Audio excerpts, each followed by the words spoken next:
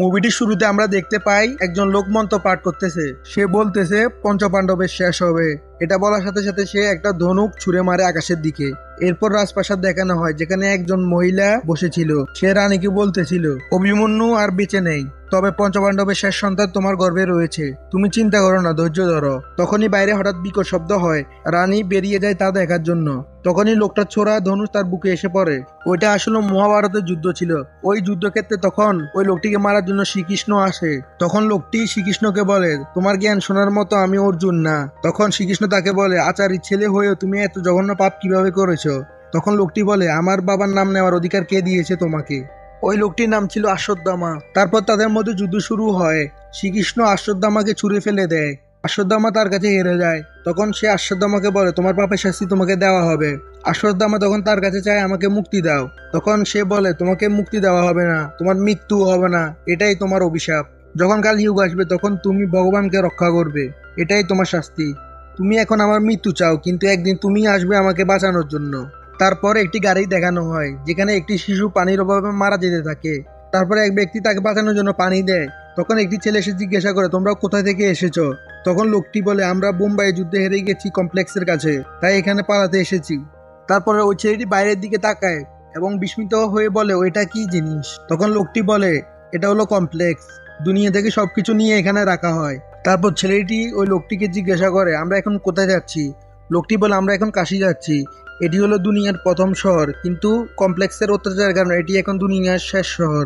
তারপর তারা কাশিতে যায়। সেখানে যাওয়ার পর কিছু বাউন্টি হান্টার্স তাদের ধরে ফেলে।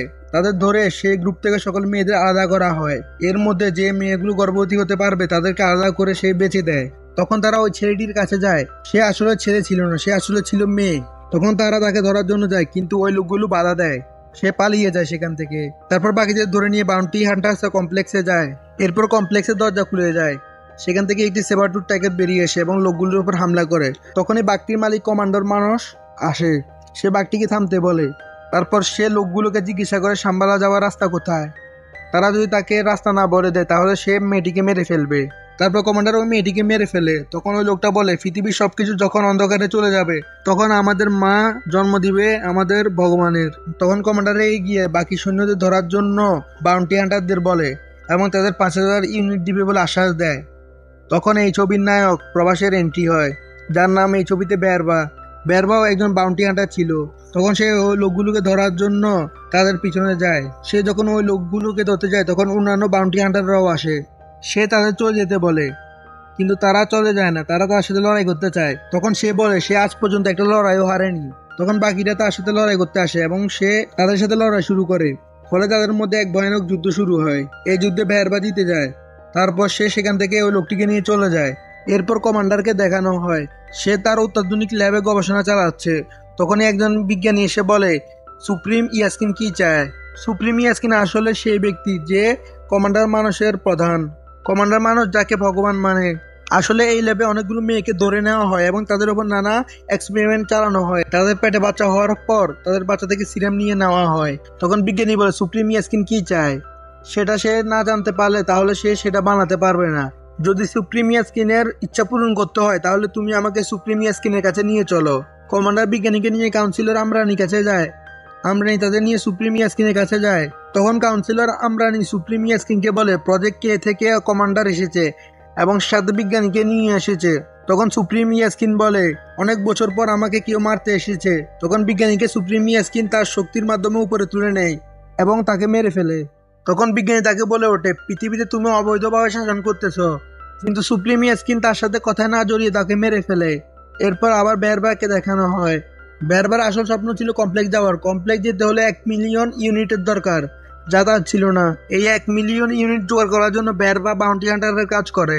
আসলে কমপ্লেক্সের লোকজন যখন পৃথিবীর অন্যান্য শহর ধ্বংস করে দিয়েছিল তখন বেরবাকে একজন কমান্ডার বাঁচিয়েছিল। সে তাকে লালন পালন করে বড় করেছে এবং সবকিছু শিখিয়েছে। কিন্তু ওই ক্যাপ্টেন ছিল প্রচন্ড জুয়ারি। সে এক জুয়ায় হেরে যায় এবং বেরবাকে বেঁচে দিয়ে সে কমপ্লেক্সে চলে যায়। এসব হঠাৎ করে তার মনে পড়ে যায় এবং সে দুঃখ পেতে থাকে। কিন্তু হঠাৎ তার গার্লফ্রেন্ড রক্সি চলে আসে সেখানে। সে বেরবাকে বলে সে কমপ্লেক্সে কাজ পেয়েছে, তাই সে সেখানে চলে যাবে। বেরবা রক্সিকে বলে সেও তার সাথে যেতে চায়। তারপর তারা কমপ্লেক্সে চলে যায়। সেখানে গিয়ে সে কাজ করে না। সে রক্সিকে সাথে নিয়ে বিভিন্ন জায়গায় ঘুরতে থাকে। সে বিভিন্ন সুন্দর জায়গায় এবং পাহাড় সমুদ্র ঘুরে সেখান থেকে একটি প্রাসাদে যায় এবং ওই জায়গায় গিয়ে ডান্স করতে থাকে। সে মুহূর্তে কমান্ডারের লোকজন সেখানে চলে আসে এবং তাকে ধরে নিয়ে যায়, সাথে সাথে তাকে কমপ্লেক্স থেকে বের করে দেয়, কারণ বারবার কমপ্লেক্সে থাকার সময় শেষ। সে শুধু 1 ঘন্টা থাকতে পারতো কমপ্লেক্সে। তারপর দেখানো হয় সুমতিকে, যাকে বিভিন্নভাবে অত্যাচার করা হচ্ছে। এর পাশাপাশি বাউন্টি হান্টাররা ওই ছোট্ট মেয়েটিকে ধরার জন্য তার পিছে যায়। মেয়েটি পালিয়ে একটি পুরাতন মন্দিরে যায়। হান্টারদের রোবট তার পেছনে যায়। হান্টারদের রোবট যখন মেয়েটিকে ধরতে যায় তখন সাদা কাপড়ে মোড়ানো এক বৃদ্ধ জেগে ওঠে এবং মেয়েটিকে বাঁচায়। এরপরে দেখানো হয় কমান্ডার মানুষকে। তার বিজ্ঞানীরা তাকে বলছে এক্সপেরিমেন্ট সফল হয়েছে। আসলে ওই এক্সপেরিমেন্টটা সুমতির উপর করা হয়েছিল। তারপর মানুষ বলে সুপ্রিমিয়ার স্কিনের জন্য সুমতির পেটের বাচ্চা থেকে সিরাম নিয়ে নাও। এখান থেকে আবার পুরাতন মন্দিরটিকে দেখানো হয়, যেখানে ছোট্ট মেয়েটি বৃদ্ধ লোকটির পরিচয় জানতে চায়। বৃদ্ধ লোকটি বলে সে আশ্বদ্দামা। এরপর আবার সুমতিকে দেখানো হয়, তাকে একটি বড় মেশিনের ভিতর ঢুকানো হয়েছে যাতে তার বাচ্চার সিরাম নেওয়া যায়। তখন সেখানে পাওয়ার অফ অন হতে থাকে। আমরানির রুমে থাকা ব্রহ্মদেবের ধনুষ জেগে ওঠে, আর সাথে সাথে আশ্বদ্দামাও তাকে কি করতে হবে সে তা জানি যায়। এই ফাঁকে সুমতি মেশিনের ভিতর দিয়ে পালিয়ে যায়। তাকে রেবেল আর্মির একটি মেয়ে বাঁচায় এবং তাকে বিরানের হাতে তুলে দেয়। এদিকে আশ্বদ্দামা তার মণি পেয়ে যায়। সুমতি পালিয়ে যাওয়ায় মানুষ তার উপর 1 মিলিয়ন ইউনিট বাউন্টি রাখে। কমান্ডার মানুষ আমরানির রুমে যায় এবং সেখানে ব্রহ্মদেবের ধনুষটি দেখে বলে এটা কি। আমরানি বলে এই ধনুষটি ব্রহ্মদেব নিজ হাতে তৈরি করেছেন, এটা যে কেউ ধরতে পারে না। এর পাশাপাশি সে তাকে বলে পুরনো শক্তি আবার জেগে উঠেছে। বিরান সুমতিকে নিয়ে সাম্বালার উদ্দেশ্যে রওনা দেয়। তখন মানুষের আর্মি সেখানে চলে আসে এবং তাদের গাড়ি তল্লাশি নেয়। তারা সেখানে সুমতিকে পেয়ে যায় এবং তাদের সাথে যুদ্ধ শুরু হয়। আর ওইদিকে বুঝি বেরবাকে বলে 1 মিলিয়ন ইউনিটের বাউন্টি পেয়েছে। তখন তারা বাউন্টির উদ্দেশ্যে রওনা দেয়। বিরান যখন কমান্ডার মানুষের আর্মিদের সাথে লড়াই করতেছিল তখন অন্যান্য বাউন্টি হান্টার্সরাও সেখানে চলে আসে। তাদের মধ্যে লড়াই শুরু হয়। তখনই আশ্বদ্দামা তাদের সামনে চলে আসে। তারা তাকে দেখে অবাক হয় এবং তার উপর গুলি করতে থাকে, কিন্তু তার কিছু হয় না। আশ্বদ্দামা তাদেরকে একে একে মারা শুরু করে। তার সামনে কেউ টিকতে পারছে না। আশ্বদ্দামা যখন মানুষের আর্মিদের সাথে লড়াই করতেছিল তখন বেরবা পিছন থেকে চুপি চাপি আসে। সে এসে অন্যান্য লোকদের মেরে সেখান থেকে সুমতির কাছে যায়। তখনই আশ্বদ্দামা সেখানে আসে এবং তাকে ছুঁড়ে ফেলে দেয়। তখন বেরবা উঠে দাঁড়ায় এবং সে অনেকগুলো ছোট ছোট বল বের করে। বলগুলো অনেকগুলো বেরবাতে পরিণত হয় এবং আশ্বদ্দামার সাথে যুদ্ধ করতে থাকে। তাদের মধ্যে কঠিন লড়াই চলে। এক পর্যায়ে বেরবা তার যন্ত্র বের করে এবং আশ্বদ্দামার হাত বেঁধে দেয়, কিন্তু তাতেও কোনো লাভ হলো না। আশ্বদ্দামা সেই হাতের শিকল ভেঙে ফেলে। তারপর বেরবার সাথে লড়াই করতে থাকে। তখনই বেরবার গাড়ি বুজ্জি চলে আসে। সে আশ্বদ্দামার দিকে জোরে ছুটতে থাকে। তখনই আশ্বদ্দামা এক পা দিয়ে তাকে থামিয়ে দেয়। সে বুজ্জিকে ভেঙে ফেলে। তখন বেরবা আশ্বদ্দামার হাতে শিকল পরিয়ে দেয়, কিন্তু তাতেও কোনো লাভ হলো না। আশ্বদ্দামা শিকল ছিঁড়ে ফেলে এবং বেরবাকে হারিয়ে দেয়। ততক্ষণে আমরানি মানুষকে জিজ্ঞাসা করে সুমতি ও সিরাম কোথায়। মানুষ তখন বলে 8 ফুট লম্বা এক বৃদ্ধর কারণে তারা তাকে ধরতে পারেনি, তাকে কোনোভাবে হারানো যায়নি। আমরানি বলে তার মাথায় কি কোনো মণি ছিল? তখন মানুষ বলে হ্যাঁ, তার মাথায় একটি মণি ছিল।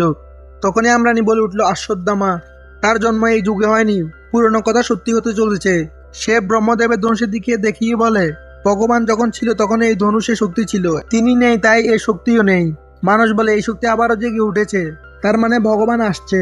আমরানি বলে সুমতির গর্ভে ভগবান আছে। তখন দেখানো হয় বিরান সুমতিকে নিয়ে সাম্বালার উদ্দেশ্যে রওনা দেয়।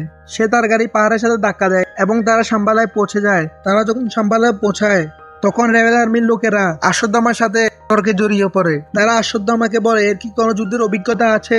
তখন ছোট্ট মেয়েটি বলে মহাভারতে সে ভগবান কৃষ্ণের সাথে যুদ্ধ করেছে। মরিয়ম তাদের নিয়ে ভিতরে যায়। তখনই বৃষ্টি শুরু হয়। গত 1000 বছর ধরে সাম্বালায় কোনো বৃষ্টি হয়নি। তারপর দেখায় বেরবাকে, যে ধ্বংসস্তূপ থেকে উঠেছে। তাকে মানুষের লোকেরা ব্যাক লিস্টেড করে দেয়। সে আর কখনো কমপ্লেক্সে যেতে পারবে না। বেরবা মানুষের সাথে দেখা করে এবং বলে সে সুমতিকে এনে দেবে। মানুষ বলে তুমি যদি সুমতিকে আনতে পারো তাহলে আমি তোমাকে নিজ হাতে কমপ্লেক্সে নিয়ে যাব। ছোট্ট মেয়েটি আশ্বদ্দামাকে বলে তোমার হাতিয়ার অনেক দুর্বল। আশ্বদ্দামা বলে এটি কোনো সাধারণ হাতিয়ার না। মেয়েটি বলে উঠলো তাহলে শ্রেষ্ঠ সৈনিক আপনি ছিলেন। তখন আশ্বদ্দামা বলে না, আমি হেরেছিলাম। সে বলে অর্জুন আমাকে হারিয়েছিল। অর্জুনের কাছে ছিল ব্রহ্মদেবের ধনুষ, যেটাকে হারানো অসম্ভব। মেয়েটি বলে তাহলে অর্জুন শ্রেষ্ঠ সৈনিক ছিল। আশ্বত্থামা বলে না, এর থেকেও আরেকজন বেশি শক্তিশালী ছিল, আমার বন্ধু কর্ণ। এই হাতিয়ার তার হাতেই এর শক্তি চরম সীমায় যায়। এরপর অশ্বত্থামা সুমতির সাথে কথা বলে এবং বলে তার পেটে যে বাচ্চা আছে তার জন্য নতুন যুগ শুরু হবে। সে বলে এই বাচ্চার রক্ষা করা তার দায়িত্ব, তার ধর্ম। অপরদিকে ভেরবা বুজ্জিকে আপডেট করে এবং ওই ছেলেটিকে চলে যেতে বলে।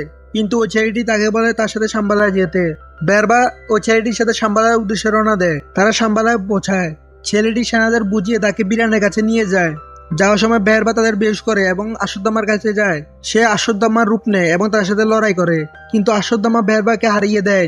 সে তাকে মেরে ফেলতে গেলে তখনই বুজ্জি চলে আসে। এরপর বুজ্জি একটি রোবটে পরিণত হয় এবং অশ্বত্থামার সাথে লড়াই শুরু করে। সেখানে রেবেল আর্মিরাও চলে আসে। বুজ্জি তাদের সাথে লড়াই করে, কিন্তু কেউ তার সাথে পেরে উঠছে না। আর অন্যদিকে বাউন্টি হান্টারদের সহায়তায় কমান্ডার মানস তার আর্মিকে নিয়ে সাম্বালায় চলে আসে। অশ্বত্থামা ও বেরবার মধ্যে লড়াই চলছে। বেরবা অশ্বত্থামাকে ঘুষি মারে, যার ফলে অশ্বত্থামা অনেক দূর গিয়ে ছিটকে পড়ে। তারপর রেবেল আর্মি ও কমান্ডার মানুষের আর্মিদের মধ্যে তুমুল লড়াই চলে।